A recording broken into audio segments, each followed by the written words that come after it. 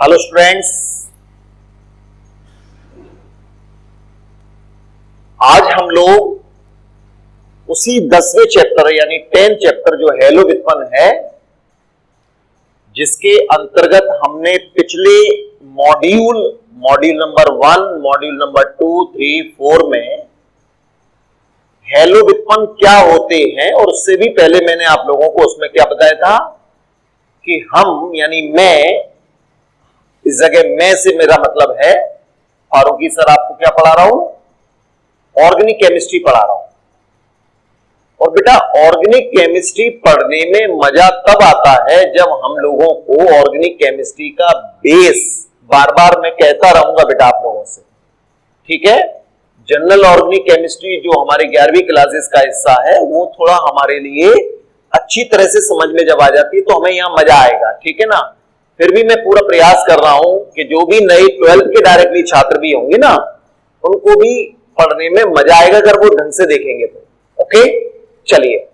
तो हेलो व्युत्पन्नों में पिछले मॉड्यूल में हम लोग जो पढ़ा चुके, हेलो व्युत्पन्न क्या होते हैं तो बताया गया हाइड्रोकार्बनों से हाइड्रोकार्बन, समझ में आ गई बात। हाइड्रोकार्बन से एक या एक से अधिक H परमाणुओं का प्रतिस्थापन हेलोजन द्वारा करा दिया जाए तो बने उन कार्बनिक यौगिकों को हेलो व्युत्पन्न कहते हैं। यानी हेलो व्युत्पन्न हाइड्रोकार्बनों से उत्पन्न हुए हैं जिनमें हाइड्रोजन हटाकर हेलोजन जुड़ा है, ऐसा समझ सकते हैं। फिर उनका क्लासिफिकेशन किया गया बेटा, वर्गीकरण किया गया, जिसके आधार कई थे। और वर्गीकरण हो जाने के बाद मैंने कल आप लोगों को हेलो व्युत्पन्नों में जो एक कैटेगरी होती है जिसको कहते हैं अल्किल हैलाइड, उसमें C सिंगल बॉन्ड X बंध की प्रकृति, नेचर, जो ध्रुवीय सेशनरी बंध था, क्यों था, वो पढ़ा था। फिर इसके बाद मैंने बनाने की विधियां स्टार्ट की थी। तो कल के मॉड्यूल नंबर 4 में हम लोगों ने क्या पढ़ा था कि इतने बनाने की विधियां हैं, इतनी तो है ही, कॉम्पिटिशन एग्जाम की दृष्टि से और आगे बढ़ जाती हैं, ठीक है ना। कौन कौन सी विधियां थी फटाफट आप पिछले मॉड्यूल को देख लीजिए। तो मॉड्यूल जैसे आप लोगों को ये मॉड्यूल 5 चल रहा है, आपको पिछला मॉड्यूल देखना है तो क्या करेंगे आप लोग, आपकी स्क्रीन पर स्मॉल आई का एक बटन आ रहा होगा बेटा, आई लिखा हुआ, देखिए जरा स्क्रीन पर टच करो और टच के बाद आई लिखा हुआ आ रहा है। बस जैसे ही आई करेंगे आपको पिछले मॉड्यूल मिलने लगेंगे, आपको इधर उधर जाने की जरूरत नहीं है। तो आप पिछले मॉड्यूल को ढंग से पढ़ सकते हैं, फिर अपना अगले मॉड्यूल जो मैं आपको पढ़ा रहा हूं उस पर आ सकते हैं। जब भी आपको दिक्कत आए वहां जाइए, ठीक है ना। आई दबाइए, स्क्रीन पर टच करिए, आई आएगा, आई के बाद आपको पिछले मॉड्यूल आ जाएंगे मेरे, और उसको शुरू से आप लोग दोबारा बार बार देखने का प्रयास करेंगे, ठीक है। ओके बेटा, चलिए। तो बनाने की विधियों में मैंने आप लोगों को पहली विधि कल क्या बताई थी बेटा, बताइए। यस, पहली विधि बताई थी एल्केन के हेलोजनीकरण से बेटा, एल्केन के हेलोजनीकरण से। अब देखिए हम लोग बेटा हर शब्द को सही समझने का प्रयास करेंगे। सही समझने का मतलब क्या, आप लोग सर हम समझते नहीं है, मेरा कहने का मतलब ये नहीं है। मेरे कहने का मतलब ये है कि सर पहले तो जाकर मतलब निकाले, ये नहीं कि हमने भाषा लिख दी, रिएक्शन लिखना स्टार्ट कर दी, नहीं। मतलब ये हो गया हमें क्रिया करानी है एल्केन की किसके साथ बेटा, हेलोजन के साथ क्रिया करानी है। अब जैसे हेलोजन के साथ क्रिया मतलब करण, तो हेलोजन कौन कौन हुए बेटा, देखिए हेलोजन हो गए फ्लोरीन, क्लोरीन, ब्रोमीन, आयोडीन, ठीक है। नेचर में ये हेलोजन इस प्रकार से अणु रूप में मिलते हैं, फ्लोरीन, क्लोरीन, ब्रोमीन, आयोडीन, ये अणु रूप में मिलते हैं, F2Cl2Br2I2। जहां तक भौतिक अवस्था का प्रश्न है तो बेटा फ्लोरीन भौतिक अवस्था की दृष्टि से गैस है बेटा, ये क्लोरीन भी भौतिक अवस्था की दृष्टि से गैस है, ब्रोमीन भौतिक अवस्था की दृष्टि से द्रव है, द्रव, लिक्विड, ओके। और आयोडीन भौतिक अवस्था की दृष्टि से बेटा सॉलिड है नेचर में। ये यहां इस बात का अर्थ ये है बेटा कि हम किसी की भौतिक अवस्था को रूम टेम्परेचर से डिसाइड करते हैं। तो कमरे के तापक्रम पर अगर ये चारों हेलोजन होंगी तो उनकी भौतिक अवस्था ये होंगी, पर इसका अर्थ बिल्कुल ये नहीं है, क्योंकि हम लोगों ने सॉलिड स्टेट देखा होगा या पढ़ा होगा, या मेरे वीडियो पर आप जाकर देख सकते हैं आप लोग सॉलिड स्टेट, ठीक है ना। तो आप देखेंगे तो मैंने बताया था कि किसी भी पदार्थ की जो भी भौतिक अवस्था हम उसे बदल सकते हैं। गैस को कंप्रेस्ड करके उसके कणों को पास पास लाया जा सकता है और ताप कम करके हम उसकी भौतिक अवस्था को गैस से द्रव और द्रव से ठोस में बदल सकते हैं। ठीक है, लेकिन हम यहां रूम टेम्परेचर से कंपैरिजन करते हैं। अब मैं आपको जो बता रहा था वो क्या बता रहा हूं बेटा आपको कि हैलोजन इनकी क्रिया करानी है एल्केन से, क्या बनाने के लिए? एल्किल हैलाइड बनाने के लिए। ओके, तो एक पॉइंट तो आपके दिमाग में हैलोजन का मतलब ये होगा इनकी क्रिया करानी है।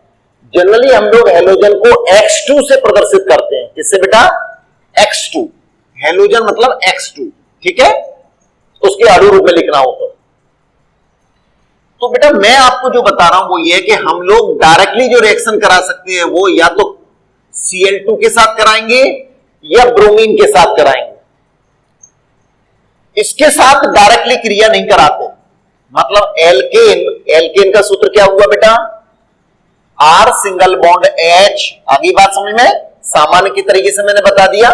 एल्केन का सामान्य सूत्र ये होता है ना, R सिंगल बॉन्ड H, जिसमें एल्किल और एल्किल में H जुड़ा हो तो वो एल्केन और H हटा दिया जाए तो वो बेटा कि सर तब तो वो एल्किल बचेगा। Is that clear? तो R सिंगल बॉन्ड एल्केन का सूत्र हो गया। इसकी हैलोजन के साथ क्रिया कराई, मैंने लिखा X2, और क्रिया कराने पर रिएक्शन को मैं डायरेक्ट यहां लिख रहा हूं, बताता हूं मैं अभी आपको। तो ये बनेगा R single bond X plus HX। क्या हुआ होगा दिख रहा है? H हटा है और हैलोजन यहां जुड़ा है। तो यहीं मैं आपको एक और बात बता दूं आपको, और वो ये है कि बेटा कार्बनिक यौगिकों में जो रासायनिक अभिक्रियाएं होती हैं उनको 4 प्रकार से बांटा गया बेटा। क्या बता रहा हूं मैं आपको? कार्बनिक यौगिकों में होने वाली रासायनिक अभिक्रियाएं 4 प्रकार की होती हैं। ठीक है, कौन कौन सी? प्रतिस्थापन, सब्स्टिट्यूशन रिएक्शन बेटा, प्रतिस्थापन रिएक्शन अभिक्रिया। ओके, बी में आती है योगज यानी योगात्मक, एडिशन, योगज अभिक्रिया बेटा। सी में आती है एलिमिनेशन, विलोपन अभिक्रिया। और डी आती है बेटा रीअरेंजमेंट, पुनर्विन्यास अभिक्रिया। पुनर्विन्यास अभिक्रिया।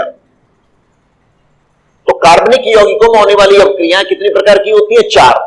प्रतिस्थापन यानी substitution reaction, addition reaction, elimination reaction and rearrangement reaction. Okay, नाम से पता चल रहा है बेटा। प्रतिस्थापन का मतलब ऐसा समझो जैसा यहां आप इस रिएक्शन को देखेंगे तो आपको क्या हो रहा है? इस कार्बनिक अणु एल्केन, कार्बनिक यौगिक में इसका H हटकर हैलोजन जुड़ रहा है। तो अगर ऐसा हो रहा है किसी कार्बनिक अणु में से कोई परमाणु या परमाणुओं का समूह हटे और उसकी जगह दूसरा जुड़े तो उस अभिक्रियाओं को क्या कहते हैं बेटा? प्रतिस्थापन अभिक्रिया कहते हैं, सब्स्टिट्यूशन रिएक्शन कहते हैं। इनको 3 प्रकार से इस आधार पर बांटा गया कि वो प्रतिस्थापन कार्बनिक अणु से जो आपने हटाया ना परमाणु या समूह, वो परमाणु या समूह हटाया किसने है? तो इस आधार पर इन्हें 3 प्रकार से बांटा गया बेटा। या तो उठाएगा कौन? मुक्त मूलक। कौन बेटा? मुक्त मूलक। या उठाएगा बेटा नाभिक स्नेही, शॉर्टकट में लिख रहा हूं बेटा न्यूक्लियोफिलिक। ठीक है ना? या तो मुक्त मूलक हटाएगा या नाभिक स्नेही हटाएगा या हटाएगा बेटा तीसरा पॉइंट जो है इलेक्ट्रोफिलिक यानी इलेक्ट्रोफाइल कह सकते हैं आप, इलेक्ट्रॉन स्नेही। ठीक है ना? थोड़ा शॉर्ट में लिखना था मुझे, ये समझ रहे हैं आप क्या बता रहा हूं मैं आपको? ये 3 प्रकार की होती है, मुक्त मूलक, नाभिक स्नेही और इलेक्ट्रॉन स्नेही प्रतिस्थापन अभिक्रिया। Is that clear? अब प्रतिस्थापन जो कराता है अभिक्रिया का नाम उस पर डिपेंड करता है। यूं तो इस रिएक्शन की पूरी मैकेनिज्म समझते हैं आप? मैकेनिज्म को आम भाषा में यानी हिंदी में कहूं क्रियाविधि, इस क्रियाविधि का अर्थ यह समझिए, मान के चलिए आपको वेजिटेबल बनानी है, सब्जी बनानी है और आपने रॉ मटेरियल उसका कच्चा माल रख दिया, तो कच्चे माल से सब्जी बनने तक की, समझ रहे हैं आप, पूरी तरह से खाना बनने तक की प्रक्रिया के जो विभिन्न पद हैं उन पदों को सम्मिलित रूप से क्या कहते हैं? हम क्रियाविधि कहते हैं। मतलब जैसे कच्ची सब्जी को पहले काटना होगा, धोना होगा, काटना होगा, फिर हम जो है उसको भोजन के पात्र में डालेंगे, ऑयल, नमक, मिर्च, मसाले डालेंगे, पकने देंगे, राइट। तो ये क्रिया विधि है, मैकेनिज्म है। ठीक उसी प्रकार से ये तो डायरेक्ट हो गया, हमने हरी सब्जी ली और सीधा खाना बन गया। लेकिन हरी सब्जी से खाना बनने के जो तमाम स्टेप्स होंगे उनको अपन आम भाषा में क्रिया विधि कह सकते हैं। मैं आपको व्यक्तिगत उदाहरण से समझा रहा हूं बेटा, जिनको कभी क्रिया विधि शब्द समझ में नहीं आया उनको उस तरह से समझाने की कोशिश कर रहा हूं। तो उनके स्टेप बाय स्टेप का अध्ययन करना क्या कहलाएगा? मैकेनिज्म कहलाएगी, क्रिया विधि कहलाएगी। ठीक है, तो ये 3 प्रकार से बेटा इनको बांटा गया। ठीक है, एक वो आएगा। ऑर्गेनिक केमिस्ट्री की एक खासियत है बेटा, बहुत सारा एक ही रिएक्शन को लिखने के साथ साथ मुझे बहुत सारी बातों को बताना पड़ेगा। मैं डायरेक्ट नहीं कह सकता ये छट गया, एक्स जुड़ गया, मजा नहीं आएगा, मुझे खुद को मजा नहीं आएगा तो आपको क्या समझ में आएगा? ठीक है ना, जोड़ने का प्रयास करते हैं। ऐसे योगज अब क्रियाएं भी 3 प्रकार की होती है बेटा, योगज भी 3 प्रकार की होंगी, मुक्त मूलक ये वाली, नाभिक स्नेही और इलेक्ट्रॉन स्नेही। तो किसी क्रिया का नाम किस पर आधारित रहता है, तो मैं आपको इसमें एक और बात बता दूं। अब क्रिया की जब हम लोग क्रिया विधि पढ़ते हैं ना बेटा, मैकेनिज्म, उसमें कई पद होते हैं, ठीक है, कई स्टेप्स में कंप्लीट होती है, कोई 2 में होती है, कोई 3 में, कोई 4 में और उससे भी ज्यादा में हो सकती है। उन पदों में से एक पद ऐसा होता है जिसको कहते हैं अपन स्लो स्टेप। क्या बोलते हैं बेटा? स्लो स्टेप बोलते हैं हम लोग, स्लो स्टेप, धीमी गति पद। ये दरअसल वो पद होता है जिसमें पुराने बंद टूट रहे होते हैं और नए बंद बेटा बन रहे होते हैं। पुराने बंद टूट रहे होते हैं, नए बंद बन रहे होते हैं। तो इस स्लो स्टेप में स्लो स्टेप को एक और नाम देते हैं अपन, और वो नाम है वेग निर्धारक पद, रेट डिटरमाइनिंग स्टेप कहते हैं। मैं आपको किसी एक रिएक्शन का जब आपको पूरी मैकेनिज्म बताऊंगा तब इसका मतलब समझेंगे आप लोग, ठीक है ना। तो इस वेग निर्धारक पद यानी स्लो स्टेप में, अब देखिए क्या बता रहा हूं मैं आपको, किसी अपक्रिया की क्रिया विधि के जो तमाम पद होते हैं उनमें से एक पद होता है स्लो स्टेप, धीमी गति पद, मंद पद, ओके। और उस पद को नाम दिया जाता है रेट डिटरमाइनिंग स्टेप, वेग निर्धारक पद। यही पद 2 चीजों को निर्धारित कराएगा बेटा, अपक्रिया कितनी तेजी से होगी यानी उत्पाद कितनी जल्दी बनेगा, और दूसरा अपक्रिया का प्रकार क्या होगा। तो बेटा इस वेग निर्धारक पद में अगर मुक्त मूलक ने प्रतिस्थापन कराया होगा तो मुक्त मूलक प्रतिस्थापन अपक्रिया कहलाएगी। वेग निर्धारक पद में अगर नाभिक स्नेही ने प्रतिस्थापन कराया होगा तो यह कहलाएगी, या इलेक्ट्रॉन स्नेही प्रतिस्थापन अपक्रिया कहलाएगी, जिससे अपन आगे किसी मैकेनिज्म से समझने का प्रयास करेंगे। ठीक है, चलिए, तो ये बात रही वेग निर्धारक और इसकी बात। अब मैं आपको जो बताने की कोशिश कर रहा था कि इसका मतलब एक बात तो कंफर्म है कि ये रिएक्शन जिसमें देखिए कार्बनिक यौगिकों में जब क्रिया पढ़ते हैं उसमें 2 चीजें होती हैं बेटा, एक तो होता है क्रियाधार। कौन बेटा? क्रियाधार, क्रियाधार कहते हैं बेटा उसको, ठीक है। सबस्ट्रेट, क्रियाधार मुख्य रूप से कार्बनिक यौगिक ही होता है। अगर किसी अपक्रिया में कार्बनिक यौगिक है तो वो बेटा मुख्य रूप से क्रियाधार ही होगा, ठीक है। प्लस अभिकर्मक, रिएजेंट, जिसके साथ उसकी क्रिया कराई गई। अब अगर मैं यहां पर आपको इस तरह से समझाऊं कि बेटा इन दोनों में तो आपको कि सर ये तो कार्बनिक यौगिक नहीं है, ये तो हेलोजन है, अकार्बनिक है, ओके, तो ये कहलाएगा अभिकर्मक और ये कहलाएगा क्रियाधार, ठीक है। तो जब इसके साथ इसकी क्रिया होगी तो बेटा इसका बंध टूटेगा। बंध का मतलब कार्बनिक यौगिकों में कौन से बंध होते हैं बेटा? सहसंयोजी बंध होते हैं। कौन से? सहसंयोजी बंध। सहसंयोजी बंध का टूटना 2 तरीके का होता है, या तो समांस विखंडन होगा बेटा, जो आपको मैं पिछले वीडियो में बता चुका था, समांस विखंडन होगा, या फिर विस्मांस विखंडन होगा। अब कौन सा होगा ये किस पर डिपेंड करेगा बेटा? ये उस रिएक्शन की कुछ परिस्थितियों पर निर्भर करेगा, ठीक है। जैसे समांस विखंडन की मोस्टली परिस्थितियां होती हैं, अपक्रिया या तो सनलाइट की उपस्थिति में हो यानी प्रकाश की उपस्थिति यानी अल्ट्रावायलेट, ओके, या फिर उच्च ताप पर हो बेटा, हाई टेम्परेचर पर हो, ये कंडीशन समांस विखंडन की हैं, ओके। अध्रुवीय माध्यम हो, अध्रुवीय माध्यम का क्या मतलब है यहां पर बेटा? अध्रुवीय माध्यम का मतलब होता है कि क्रियाधार और अभिकर्मक प्राय अध्रुवीय हो, राइट, समझ में आ गई? या जिसमें वो जिस विलायक का इस्तेमाल किया गया है वो अध्रुवीय हो। तो ये कुछ स्थितियां ऐसी हैं जो समास विखंडन की तरफ अपक्रिया को प्रेरित करती हैं। समास विखंडन का मतलब होगा सेशनजी बंध का विखंडन इस तरह से हो कि बंध बनाने में जो एक इलेक्ट्रॉन इसने दिया था वो अपना इलेक्ट्रॉन लेकर अलग हो जाए, इसने दिया था वो अपना एक इलेक्ट्रॉन लेकर हो जाए, राइट, अलग हो जाए। तो जिससे क्या बन जाते हैं बेटा? फ्री रेडिकल बन जाते हैं, मुक्त मूलक बन जाते हैं, राइट। और विस्मास विखंडन में क्या होगा? वो रिएक्शन जब देखेंगे तो वो प्रकाश की उपस्थिति में नहीं होगी, उच्च ताप नहीं होगा, अध्रुवीय माध्यम नहीं होगा। तो फिर क्या होगा कि सर वो ध्रुवीय माध्यम होगा। ध्रुवीय माध्यम का मतलब है जो स्पीसीज, अब देखिए इन दोनों को बेटा मैं बोलूंगा क्या? स्पीसीज बोला करूंगा, कार्बनिक यौगिकों की species, right, species normally word, प्रजातियां, कार्बनिक यौगिकों की प्रजातियां जो किसी भी फॉर्म में हो सकती हैं। तो मैं ये बता रहा हूं यहां पर आप लोगों को कि बेटा वो स्पीसीज क्या होंगी बेटा कि अगर इनका माध्यम ध्रुवीय है, कैसा?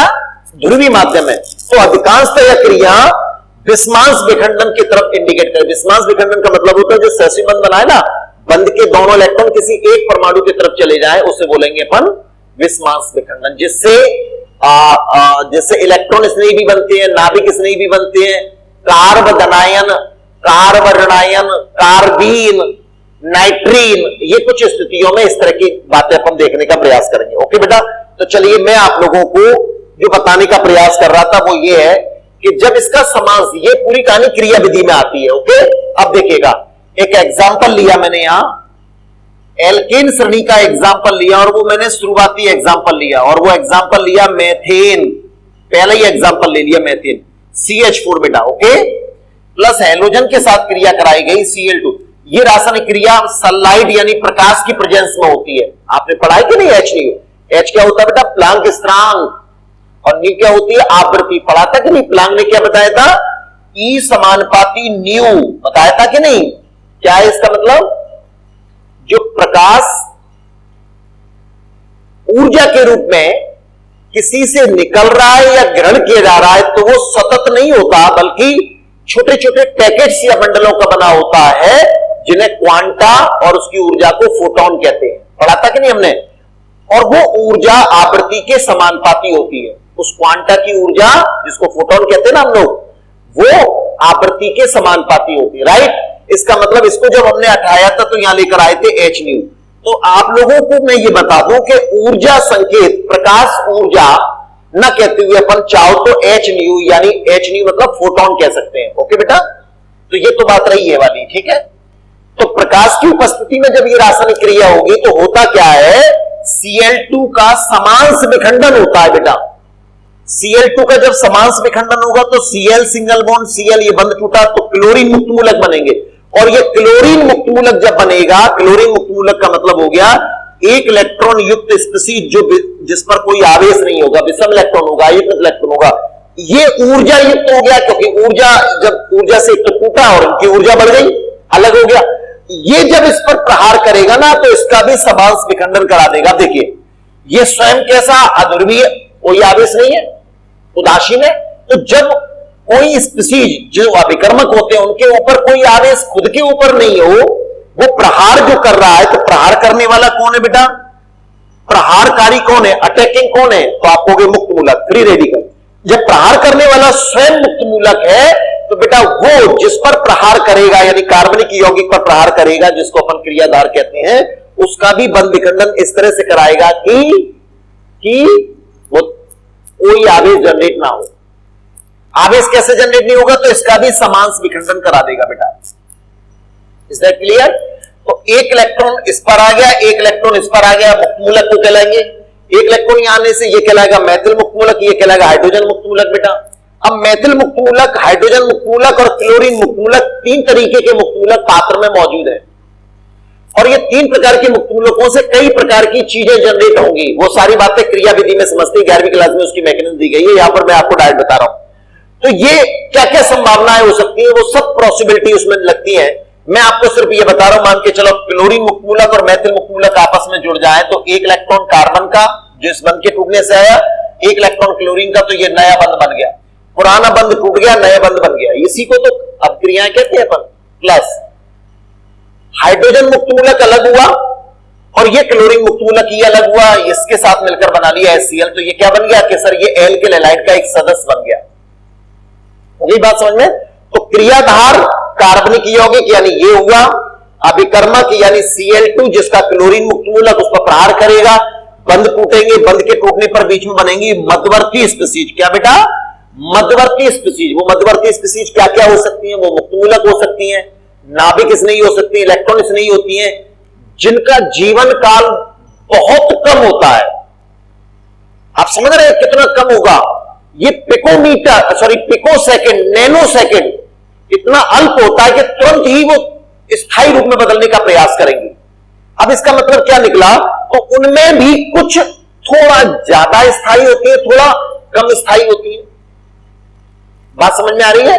वो स्थायित्व को विभिन्न कारकों द्वारा, विभिन्न नियमों के द्वारा, विभिन्न प्रभावों के द्वारा पढ़ते हैं, जैसे प्रेरणिक प्रभाव, अति संयुग्मन प्रभाव, अनुनाद या मीजोमेरिक प्रभाव। ठीक है ना? जो नाम मैंने बोले इनको आप अपनी पिछली क्लासेस में पढ़ेंगे या मेरी अगली पिछली वीडियो में आप लोग स्टडी कर सकते हैं। ठीक है ना? तो ये उसके बाद फिर क्या होगा बेटा? उत्पाद में बदला जाएगा। क्या समझे आप? मध्यवर्ती स्पीशीज बेटा। अब आप कह रहे हो सर हमने जब किताब देखी तो आपने तो ये इतना बड़ा मटेरियल लिख दिया, किताब में तो सीधी रिएक्शन लिखी है। यही तो मुझ में फर्क है बेटा, यही मुझ में फर्क है। अगर मैं डायरेक्ट रिएक्शन लिख देता तो आप रटने का काम करेंगे। ये जो उसकी बेसिक बात है जो जिन छात्रों से छूट गई है, तो कम से कम वो तो देख ही लेंगे। समझ में आ गई बात? ये अंतर है। मैं डायरेक्ट रिएक्शन नहीं बताता कभी भी, किताब वाली रिएक्शन लिखेंगे जरूर, लेकिन अपन उसका पूरा पोस्टमार्टम करेंगे। ये पोस्टमार्टम करना ही बेटा मैकेनिज्म की कैटेगरी में आता है। ओके, चलिए खैर, तो ये मैंने बना दिया। अब इस पूरी प्रक्रिया में आपने क्या देखा? अगर मैं आपसे ये पूछूं कि बेटा इस अभिक्रिया का प्रकार बताइए, तो एक बात तो कंफर्म है कि बेटा कि सर देखो मेथेन का यानी एल्केन के सदस्य का H हटकर हैलोजन जुड़ा है, हटकर ये जुड़ा है, कोई चीज हटे दूसरी चीज जुड़े तो प्रतिस्थापन अभिक्रिया में आएगी। दूसरी बात बताइए। दूसरी बात है कि सर ये प्रतिस्थापन तो है लेकिन प्रकारों में कौन सी है? तो बताइए प्रतिस्थापन, इसके H का प्रतिस्थापन किस अभिकर्मक ने किया है? तो आप कहोगे सर Cl2 के क्लोरीन मुक्त मूलक ने किया है। तो अभिक्रिया का प्रकार क्या बनेगा बेटा? मुक्त मूलक प्रतिस्थापन अभिक्रिया। मैंने यहां नोट कर दी, एल्केन का हैलोजनीकरण एक मुक्त मूलक प्रतिस्थापन फ्री रेडिकल सब्स्टिट्यूशन रिएक्शन है। ये टर्मों को समझना पड़ेगा। आज अगर मैं आपको डायरेक्ट रिएक्शन बता दूं तो किताब में आगे जाकर बेटा इन सारी चीजों को देखना है, आगे जाकर देखना है आपको। इसलिए आप लोग उसको सही ढंग से समझने का प्रयास करिए। चलिए, मैंने कुछ बात समझाई आप लोगों को। ठीक, ये मैंने यहां से साफ करने के बाद अब मैं आपको क्या बता रहा हूं वो देखिएगा।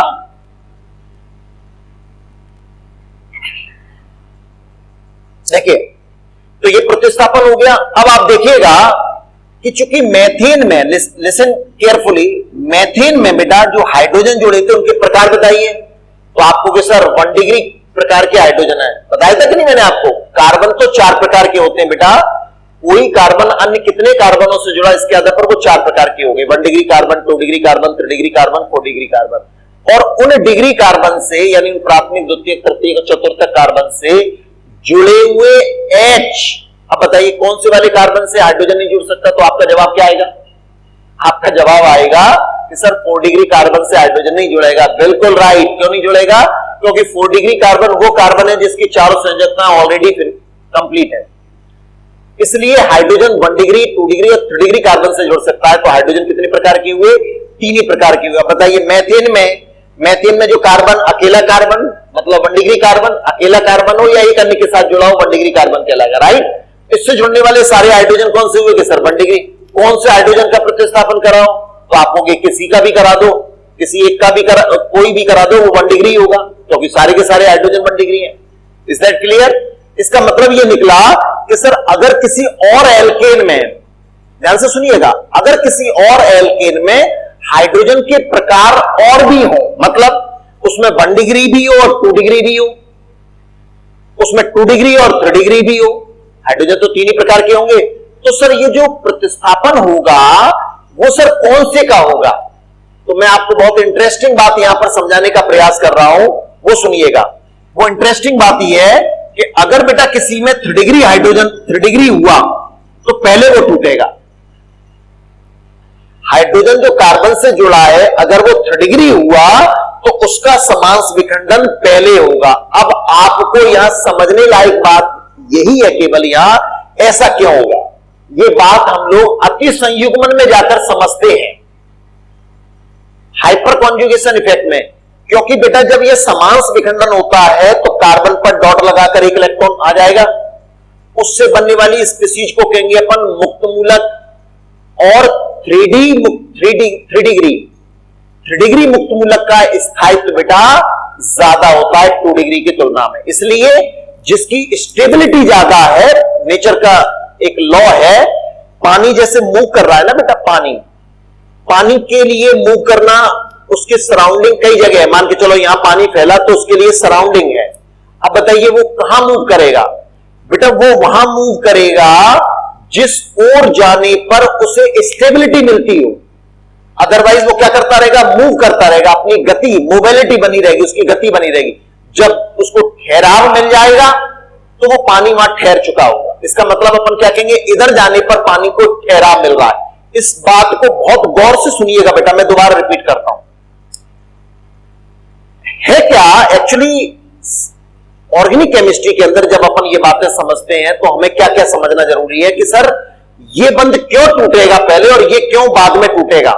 तो पहले वो टूटेगा बेटा जिसके टूटने से बनी मध्यवर्ती अधिक स्थायी होगी। जिस यौगिक की, थोड़ा सा जो नए छात्र जुड़ेंगे वो मुझे थोड़ा सा मुझसे जुड़ने में उनको थोड़ा परेशानी आएगी। डायरेक्ट 5 वीडियो देख रहे होंगे वो लोग, पहली वीडियो देखो और हर वीडियो देखने के अलावा मैंने और क्या बताई थी? क्योंकि अभी तो ना तो प्रणिक प्रभाव इसमें आया, ना तिसुमन प्रभाव मैंने आपको पढ़ाया, ना मीजोमेरिक अनुनाद प्रभाव पढ़ाया, ना समास विस्मास। हाँ थोड़ा थोड़ा मैं उसमें मटेरियल डाला है मैंने। इनको समझने के लिए मेरी पुरानी वीडियो देखिए बेटा, मेरे यूट्यूब चैनल पर जाइए, वहां वीडियो देखिए आपको, ठीक है ना? ये वहां वीडियो मिलेंगी ये सारी आपको इंडिविजुअल तरीके से। कहना चाहिए एक एक प्रभाव को 2-2 वीडियो बनी हुई है, यानी बहुत टाइम लगता है किसी भी चीज को, या अपन उसको समझाने में टाइम लगेगा। खैर जुड़ेंगे पर परेशान फिर भी मत होइए, मैं आपको समझाता हूं। तो अगर किसी एल्कीन में 3 degree C single bond H होगा बेटा तो वो पहले बंध का विखंडन होगा 2 डिग्री की तुलना में। क्यों? आप इतना समझ लो, क्योंकि 3 degree C single bond H बंध का विखंडन इसलिए पहले होगा क्योंकि इससे जो मध्यवर्ती मुक्त मूलक बनेगा 3 डिग्री, उसकी स्टेबिलिटी 2 डिग्री या 1 डिग्री से ज्यादा होगी। ओके, ऐसा समझिए। C single bond H, 1 degree C single bond H। आप केवल 12th का माइंड मत बनाइए कंपटीशन एग्जाम को मजबूत बंद करना है अगर आपको, ठीक है ना? 12th की तो रिएक्शन लिख दी। अगर मैं आपको केवल 12th को केवल दिमाग में रखा था तो बेटा रिएक्शन में ये लिख चुका होता। इतना काम पहले बनाने की विधि में नहीं देता आपको, लेकिन अब चूंकि हमारे पास पर्याप्त समय है, हम कोशिश करेंगे उस बात को जोड़ने की कि आपका बेस बहुत बढ़िया तरीके से मजबूत हो। ओके चलिए, तो ये बात हो गई एक। तो आपके नोट में पहला पॉइंट ये हो गया कि सर एल्केनो में, चूंकि मेथेन में तो एक ही है, लेकिन अगर मैं आपको ये लिखा मान के चलो CH3 single bond CH, CH3 single bond CH3। अब आप मुझे बताइए इस एल्केन में जिसका आइसोब्यूटेन नाम है, 2 मेथिल प्रोपेन आइपेश में बोलते हैं बेटा इसे। अब मैं ये कहने की कोशिश कर रहा हूं कि इसमें कौन कौन से डिग्री हाइड्रोजन है? तो आपको देखो 1 डिग्री है सर, ये 1 डिग्री है, ये 1 डिग्री है। 1 degree C single bond H बंद है इसमें भी है, इसमें भी। ये 3 डिग्री है जो कि 3 कार्बन से जुड़ा है। तो अगर इसकी क्रिया कराई होती थी ना बेटा तो सबसे पहले बंद ये वाला टूटेगा, 3 डिग्री सी सिंगल बॉन्ड, क्योंकि 3 सी सिंगल बॉन्ड H बंद के समांश विखंडन से एक इलेक्ट्रॉन जो कार्बन पर आएगा, मालूम है? अब इस मध्यवर्ती स्पीशीज को मैं क्या बोलूंगा? इसको मैं बोलूंगा 3 डिग्री मुक्त मूलक। और 3 डिग्री मुक्त मूलक की स्टेबिलिटी ठहराव ज्यादा होता है, और जिसका ठहराव ज्यादा होता है तो वो उस ओर गमन करने का प्रयास करेगा, उस ओर जाने का प्रयास करेगा जहां उसे स्टेबिलिटी मिले। मैं किस लिए पढ़ा रहा हूं? मैं क्यों अपना पसीना बहा रहा हूं? मैं क्यों सुबह उठकर आपकी क्लासेस ले रहा हूं? मुझे अर्निंग चाहिए, सोर्स ऑफ जिंदगी जीने के लिए। मैं अपनी जिंदगी को आगे बढ़िया बना सकूं, इसके लिए मैं मेहनत कर रहा हूं। यानी मेहनत क्यों कर रहा हूं? ताकि स्टेबिलिटी को मैं प्राप्त कर सकूं, ठहराव मेरा हो जाए, मेरा जो बुढ़ापा है, मेरा आने वाला जो फ्यूचर है वो सेफ हो जाए, सिक्योर हो जाए। आप क्यों पढ़ रहे हो? कि सर हमारा भी फ्यूचर सिक्योर हो जाए। इसका मतलब आज अगर आप ज्यादा मेहनत कर रहे हो तो इसका मतलब आप ठहराव के लिए। तो जो ज्यादा मेहनत कर रहा है उसको निश्चित तौर पर क्या मिलेगा? स्टेबिलिटी मिलेगी, ठहराव मिलेगा। तो आप उस दिशा की तरफ गमन कर रहे हो जिस दिशा में जाने पर आपको स्टेबिलिटी मिलेगी। ठीक वैसे ही कार्बनिक स्पीशीज में बंध का विखंडन वहां से होता है जहां से उसे ठहराव मिले, वो उस ओर मूव करेगी जहां जाने पर उसको स्टेबिलिटी मिले। ठीक है बेटा, तो ये 3 डिग्री मुक्त मूलक है। इसकी अतिसुमें संरचनाएं 10 बनेंगे, हाइपर कॉन्जुगेशन स्ट्रक्चर अगर आप बनाकर देखेंगे तो, इसलिए इसकी स्टेबिलिटी ज्यादा होगी। ओके, चलिए, तो ये संबंधित मुख्य उत्पाद कहलाएगा। चलिए मैं आपको जो बता रहा हूं वो देखिएगा। अब आपको मैंने एक तालिका बनाई और तालिका का उद्देश्य क्या है बेटा? देखिएगा, सुनिएगा। एक साइड में मैंने लिखा एल्केन,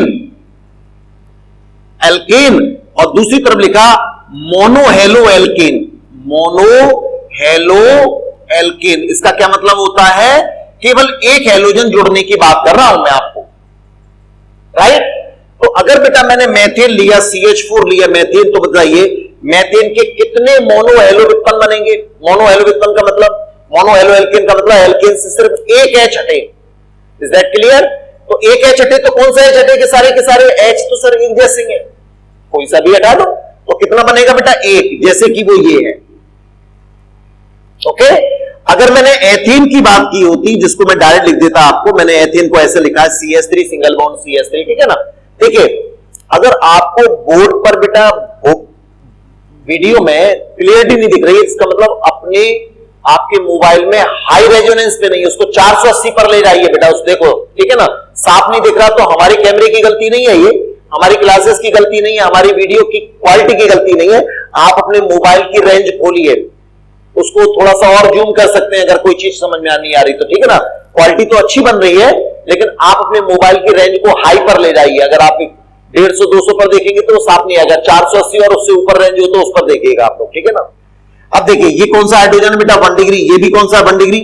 ओके, इसका मतलब एक क्या हटाना है? कौन सा हटाऊं? कोई सा भी हटा दो, ये या ये, तो एक ही मोनोहेलो व्युत्पन्न बनेगा। Is that clear? प्रोपेन की बात करते हैं बेटा, प्रोपेन CH3 CH2 CH3, हाँ, इससे 2 बनेंगे। क्यों बनेंगे? क्योंकि ये भी 1 डिग्री हाइड्रोजन होंगे, ये भी 1 डिग्री होगा, लेकिन ये 2 डिग्री होगा। मैं कह रहा हूं संभव मोनोहेलो एल्केन कितने बनेंगे? तो आपका यहां आंसर आएगा 2। समझ आ गई बात? यहां का H हटाकर Cl जोड़ देना, या यहां का H हटाकर Cl जोड़ देना, दोनों एक ही बात होगी तो उसे एक गिनेंगे। यहां का H हटाकर Cl जोड़ देना दूसरी बात होगी तो वो दूसरा कहलाएगा, जिसको नामों में कह देंगे एन प्रोपिल क्लोराइड और आइसोप्रोपिल क्लोराइड। अब देखिए, मैं एक ट्रिक्स बताता हूं आपको। किसी एल्केन के जितने एल्किल बनते हैं ना बेटा, एल्किल, उतने ही एल्किल एलाइड बनेंगे, मोनोहेलो एल्केन बनेंगे। एल्किल एलाइड का आईपीएसी नाम होता है मोनोहेलो एल्केन, ठीक है ना? मोनोहेलो एल्किल एलाइड का आईपीएसी नाम मोनोहेलो एल्केन ही होता है। तो जितने एल्केन से एल्किल बनते हैं, आपको याद बता, मेथेन से एक एल्किल बनती है तो एक ही मोनोहेलो एल्केन बनेगा, एथेन से एक ही एल्किल बनती है तो एक ही मोनोहेलो एल्केन बनेगा, प्रोपेन से बेटा 2 बनती है, नॉर्मल प्रोपिल और आइसोप्रोपिल, तो उससे 2 बनेंगे, ठीक है? यस। इसी तरह से मैंने और लिखा ब्यूटेन। अब ब्यूटेन 2 होते हैं बेटा, एक तो होता है नॉर्मल ब्यूटेन, जो ये लिखा गया, इससे 2 बनेंगे बेटा। ये दोनों सेम कार्बन है, ये दोनों सेम है, लेकिन इनसे अलग है, 2 बनेंगे, ठीक है ना?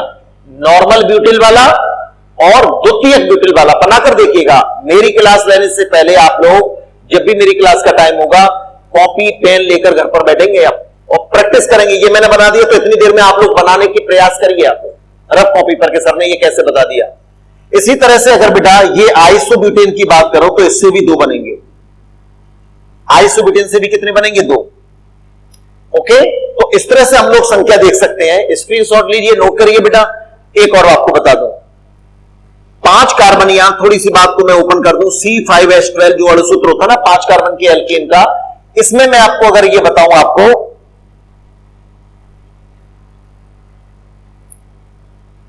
दरअसल इसके 3 एल्केन बनते हैं बेटा, 3 एल्केन। कौन कौन से देखिएगा ध्यान से। 5 कार्बनों को हम लोग ऐसे लगा सकते हैं बेटा, ओके, 5 कार्बनों को हम लोग ऐसे लगा सकते हैं। दूसरा तरीका ये होगा जिसमें इसमें श्रृंखला 5 की, इसमें श्रृंखला 4 की रह जाएगी, और 5 कार्बनों को ऐसे लगा सकते हैं जिसमें श्रृंखला केवल 3 की रह जाएगी, बाकी 2 कार्बन ऐसे जुड़ेंगे।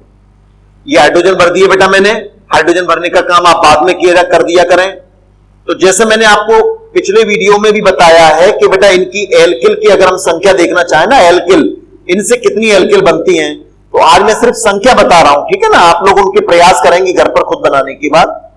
अब देखिए इसको, देखिए आप, जिसका नाम है नियोपेंटेन। क्या नाम है बेटा? दिख रहा है बेटा? देखिए आप लोग अपनी वीडियो में देखें, ठीक है, दिख रहा है ना ये जो मैं नीचे लिख रहा हूं, ठीक है, दिख रहा है ना आपको ये? ठीक, नियोपेंटेन कहते हैं बेटा इसको, ठीक है, नियोपेंटेन। 5 कार्बन में नियोपेंटेन मिलेगा, 5 या 5 से ज्यादा में, ओके, 4 में नहीं मिलेगा। अब देखिए ये हाइड्रोजन 1 डिग्री, ये भी 1 डिग्री, ये भी 1 डिग्री, ये भी 1 डिग्री।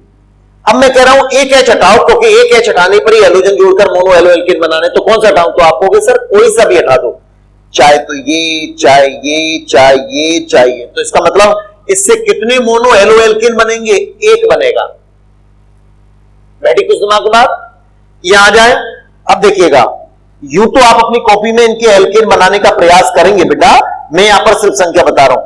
इससे एच हटने की संभावना देखो, इससे और इससे, तो एक इससे बने हटेगा, एक यहां से एच हटकर बन सकता है, एक यहां से, क्योंकि ये 1 डिग्री, ये 2 डिग्री और ये 3 डिग्री बेटा, और ये दोनों 1 डिग्री है, लेकिन इससे ये अलग होंगे बेटा, ये दोनों समान है लेकिन ये इससे अलग होगा, तो इससे 4 एल्किल बनती है, तो 4 मोनो हेलो एल्केन बनेंगे। अब आ जाओ यहां, ये 1 2 3 या 1 2 3, इससे बेटा यहां से एक एच हटकर बनेगा, यहां से एक एच हटकर हेलोजन जोड़ दो, यहां से एक एच हटकर हेलोजन जोड़ दो, ये वाला और ये वाला सेम होगा, ये वाला और ये वाला सेम होगा, तो इससे कितनी बनी? 3। इसका मतलब टोटल 5 कार्बन की अगर मैं एल्किल बताता हूं आपको, तो वो बनती है 8। 3 और 4 7 और 1 8, तो मोनो हेलो एल्केन भी कितने बनेंगे? 8 बनेंगे बेटा, ठीक है। अब जरा क्वेश्चन को ध्यान से सुनिएगा। एक क्वेश्चन बनाया गया, वो क्वेश्चन ये बना कि अणुसूत्र C5H12 है, राइट? क्या है अणुसूत्र? C5H12 है, मतलब 5 कार्बन का ये एल्केन है जिसका अणुसूत्र दे दिया गया, कि उस समावेवी का बताइए, उस समावेवी को जिससे केवल एक मोनो हेलो एल्केन बनता है, तो इसके कितने समावेवी बनते हैं बेटा? 3। Normal pentane, isopentane, neopentane. इस अणुसूत्र से 3 संरचनात्मक सूत्र बनेंगे जिनको अपन समावेवी कह रहे हैं यहां पर, नॉर्मल पेंटेन, आइसोपेंटेन, नियोपेंटेन। अब देखिए इससे कितने बन रहे हैं? 3। तो ये तो होगा नहीं, क्योंकि प्रश्न में क्या पूछा गया? केवल 1 बनता हो। इससे कितने बनेंगे? 4। रफ कॉपी पर बना कर देखिएगा, वीडियो को बार बार चलाकर देखिएगा कैसे बनेंगे। फिर आप अपने पास अगर नहीं बन पाते तो उसको दिमाग में रखिए, अगले वीडियो में अपन उस बात को समझा देंगे, आप कंप्लेंट डालिए उसको। नियोपेंटेन से कितना बनेगा? 1। तो आंसर क्या होगा कि C5H10 का वो समावेवी बेटा ये वाला होगा जिससे केवल एक मोनो हेलो एल्केन बनेगा। आगे बात समझ में? चलिए, तो ये रही बात, क्या बताने की, स्क्रीनशॉट लो फटाफट अगर आपको देखना है तो, ओके, ठीक। तो अब बात आती है ये समझने के लिए, क्या समझने के लिए बेटा? ये तो मैंने एल्केन की बात कर दी। अब यहां दूसरी बात यह है कि मान के चलिए बेटा, हेलोजन को अगर अधिकता में ले लिया गया, जब हेलोजन को अधिकता में नहीं लिया जाता तो मोनो हेलो एल्केन बनेंगे, और हेलोजन को अगर अधिकता में ले लिया गया, इसकी कोई कमी नहीं रखी जाए, यही ज्यादा है, इसकी तुलना में ये ज्यादा है, तो बेटा प्रतिस्थापन और आगे भी होता है, यानी तब न केवल मोनो हेलो एल्केन बनेंगे बल्कि डाई, ट्राई, टेट्रा और भी अगर किसी में है तो वो भी बनेंगे। क्या मतलब है सर इस बात का? देखिएगा, CH4, ये कब की बात है बेटा? जब Cl2 को अधिकता में लिया जाए, हेलोजन को अधिकता में लिया जाए, Cl2 की एक्सेस लिया जाए, अधिकता में लिया जाए, इस बात को ध्यान रखिएगा। यहां अधिकता नहीं है, यहां लिमिट है बेटा, इसलिए आगे प्रतिस्थापन नहीं हो पा रहा, यानी और H नहीं हट पा रहे। अब अगर अधिकता में ले लिया जाए, जिसको मैं इस तरह से इंडिकेट करूंगा, Cl2 तिरछी लाइन पर स्थिति, प्रकाश, अल्ट्रावायलेट, ठीक है, क्लोरीन के साथ क्रिया इसकी उपस्थिति में, ठीक है। तो जैसे ये बना था, यहां भी बन गया बेटा CH3Cl, ठीक है, माइनस लगाकर मैं चाहूं तो यहां लिख देता हूं HCl, एक H हटकर एक Cl के साथ HCl, एक Cl जुड़ गया। लेकिन चूंकि Cl2 को अधिकता में लिया है तो प्रतिस्थापन और भी आगे होगा, ये अधिकता की वजह से और लिखते गए, माइनस HCl, एक और H का प्रतिस्थापन हो गया, तो ये डाई हेलो व्युत्पन्न बन गया बेटा, डाई हेलो एल्केन, ओके। और अधिकता में लिया जाए तो क्रिया और भी आगे होगी, HNu माइनस HCl, ट्राई वाला बन गया, ठीक है ना, क्लोरोफॉर्म कहते हैं जिसको अपन, इसको मिथिलीन क्लोराइड कहते हैं बेटा, मिथिलीन क्लोराइड, मिथिलीन क्लोराइड कहेंगे बेटा, ठीक है। ये CH2 समूह मिथिलीन कहलाता है, मिथिलीन क्लोराइड। ओके, ये क्लोरोफॉर्म है बेटा, और ये तो जानते ही अपन इसको, तो मैथिल क्लोराइड सामान्य नामों में कहेंगे मैथिल क्लोराइड। ओके, आगे मैंने फिर जारी रखी Cl2/HNu माइनस HCl, ये बनेगा CCl4 जिसको अपन कहते हैं कार्बन टेट्रा क्लोराइड। क्या है बेटा, गुनगुनाइए, कार्बन टेट्रा क्लोराइड। अब इनके आईपीएसी नाम की बात करें तो मैथिल क्लोराइड का आईपीएसी नाम मैं आपको बता चुका, हेलो को पहले ही लिखा जाएगा क्योंकि हमेशा इसको प्रतिस्थापी समूह माना जाता है। तो आईपीएसी नाम क्या होगा इसका, क्लोरोमेथेन, एक कार्बन का एल्केन है, इसका आईपीएसी नाम होगा बेटा, ये संकेत समझते हैं आप, आईपीएसी का संकेत, इसका नाम होगा डाइक्लोरोमेथेन बेटा, डाइक्लोरोमेथेन। इसका आईपीएसी नाम क्या होगा, क्लोरोफॉर्म का बेटा, क्लोरोफॉर्म का ट्राइक्लोरोमेथेन, मैंने नहीं लिखा, आप लिखेंगे आप लोग। इसका नाम क्या होगा, टेट्राक्लोरो, कार्बन टेट्राक्लोराइड का आईपीएसी नाम होता है टेट्राक्लोरोमेथेन। अपने मन में मत रखिएगा बेटा, कोई भी कंफ्यूजन हो मुझे बताना होगा, कमेंट में, वीडियो के कमेंट में डालना होगा बेटा, तब बात समझ में आ पाएगी। Is that clear? तो ये तो बात रही बेटा कि अगर हैलोजन को अधिकता में लिया जाए तो क्या होगा, ठीक है ना।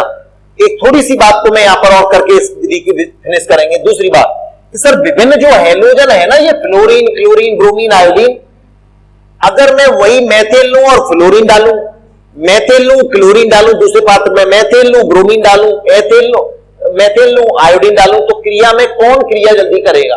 तो क्रियाशीलता का जो क्रम होगा ना बेटा, यही मैं लिखूंगा, ठीक है, या यहां लिख देता हूं, विभिन्न हैलोजनों की क्रियाशीलता में F2 की क्रियाशीलता बहुत ज्यादा होती है।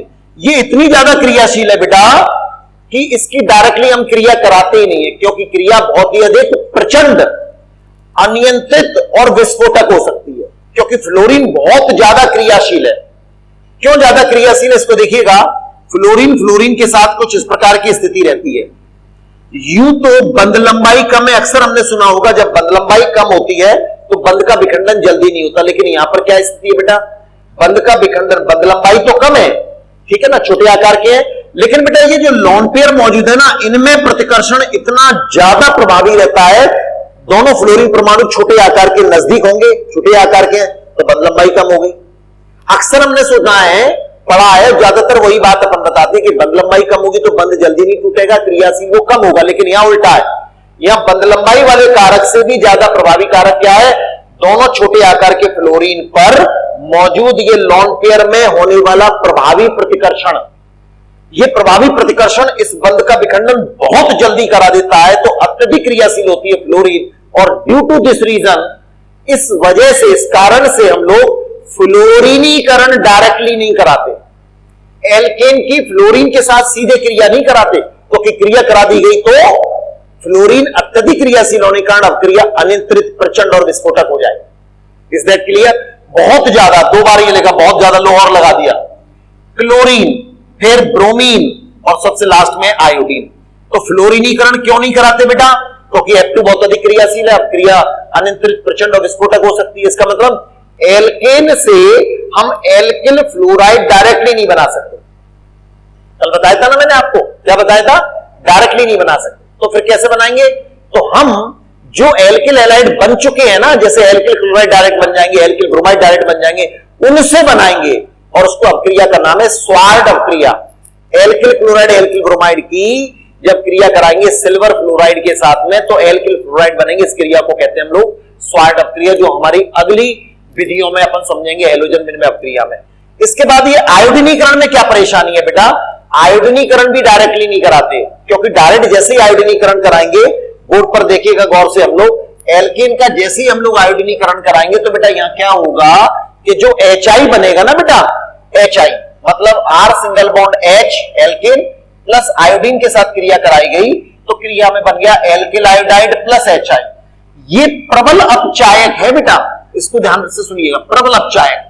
अपचायक क्या होते हैं? जो दूसरे पदार्थों को अपचित करा दें, स्वयं ऑक्सीकृत हो जाए, ठीक है, क्योंकि बंध लंबाई बहुत, आयोडीन का परमाणु, हाइड्रोजन का छोटा परमाणु और आयोडीन का बड़ा परमाणु बेटा, तो ये जो बंध लंबाई होती है ना बेटा, बहुत ज्यादा होती है, इस वजह से HI जल्दी टूटेगा, और जब HI जल्दी टूटेगा तो क्या होगा, ये HI इस एल्किल आयोडाइड, यहां भी बंध लंबाई ज्यादा है क्योंकि कार्बन डैश आयोडीन है, कार्बन आयोडीन का बड़ा आकार, बंद लंबाई ज्यादा, तो बंद का विखंडन ये करा देगा और जैसे ये बंद टूट जाएंगे दोबारा H यहां जुड़ जाएगा और I, तो क्रिया क्या हो जाती है, विपरीत। तो आप क्या समझेंगे इस बात को कि आयोडीनीकरण जो होता है ना बेटा, आयोडीनीकरण मतलब आयोडीन से क्रिया, ये बेटा उत्क्रमणी होती है। उत्क्रमणीकरण समझ में आ गई बात। अब क्रिया विपरीत हो जाती है, इसलिए डायरेक्टली हम लोग आयोडीनीकरण नहीं कराते। और अगर आपको आयोडीनीकरण कराना ही है तो यहां पर आपको क्या लेना पड़ेगा बेटा, ऑक्सीकारक पदार्थ लेने पड़ेंगे, HiO3 या HNO3 लेना पड़ेगा। अगर इनकी उपस्थिति में यह क्रिया कराई गई ना तो पात्र में क्या नहीं रह पाएगा, HI, और पात्र में अगर HI इसकी वजह से नहीं रह पाएगा, और मतलब HI बनता तो है पर रह नहीं पाएगा। जब वो ठहरता है, HI रहता है, तब ये ऐसा कर पाता है। तो HI के साथ इसकी क्रिया हो जाएगी बेटा। जब HI के साथ इसकी क्रिया हो जाएगी तो पात्र में HI नहीं रहेगा, तो एल्किल आयोडाइड दोबारा एल्केन में परिवर्तित नहीं होगा, यानी अब क्रिया उत्क्रमणी नहीं होगी। बात समझ में आ गई। वैसे क्रिया उत्क्रमणी होती है अगर अपन चाहते हैं। उत्क्रमणी क्यों होती है, क्योंकि HI प्रबल अपचायक है जो एल्किल आयोडाइड को एल्केन में पुनः अपछेद करा देता है। तो एक सुनिए कि नहीं हमने, ना रहेगा बांस ना बजेगी बांसुरी। बांस का मतलब यह है और बांसुरी का मतलब क्रिया का उत्क्रमणी होना है। तो अगर पात्र में ये रहेगा तभी तो उत्क्रमणी होगी। तो हमने मिला दिया बेटा इस अपक्रिया में ये, इनमें से कोई भी। आयोडिक अम्ल कहते हैं इसको, नाइट्रिक अम्ल कहते हैं, ये ऑक्सीकारक है, राइट। तो ऑक्सीकारक प्रबल अपचाय के साथ क्रिया करके, इसके साथ क्रिया करके HI को नष्ट करा देगा, जिससे अपक्रिया उत्क्रमणी नहीं होगी। बैठी दिमाग में। तो आज अपन ने कौन सी विधि पढ़ी है बेटा, एल्केन का हैलोजनीकरण। एक ही विधि पढ़ पाए आज के एपिसोड में, और उम्मीद है कि आपको मजा आना चाहिए बेटा, क्योंकि मैंने उसको पूरा पोस्टमार्टम कर दिया। रिएक्शन आज में 4 लिखा देता आपको, अब 4 विधियां हो चुकी होती, लेकिन नहीं, उसको समझने का प्रयास करो। जो भी टर्मिनोलॉजी मैं समझाता हूं उस वीडियो को बार बार चलाइए। आज वीडियो देख लीजिए, 1 घंटे बाद फिर देखिए, 2 घंटे बाद फिर देखिए इसको। ओके बेटा, तो कल मिलते हैं हम लोग दूसरे बनाने की विधि का, जिसका नाम होगा हैलोजन विनिमय अपक्रिया। इसको पढ़ो पहले ढंग से। 11th क्लासेस में भी ये पूरी मैकेनिज्म दी गई है बेटा। ओके, ठीक बेटा, ओके।